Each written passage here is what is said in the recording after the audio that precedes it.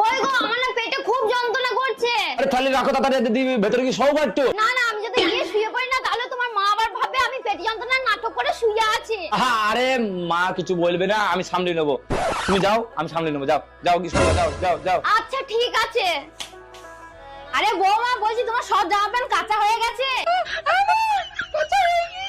আরে বৌমা, তোমার আওয়াজটা কিরকম লাগছে? আরে না মা, আসলে আমি আইসক্রিম খাইছিলাম তো, ওই জন্য আওয়াজটা একটু চেঞ্জ চেঞ্জ লাগছে। আচ্ছা ঠিক আছে, কাপড়গুলো মেলা হয়ে গেলে মন্দিরটা একটু পরিষ্কার করে দিবা।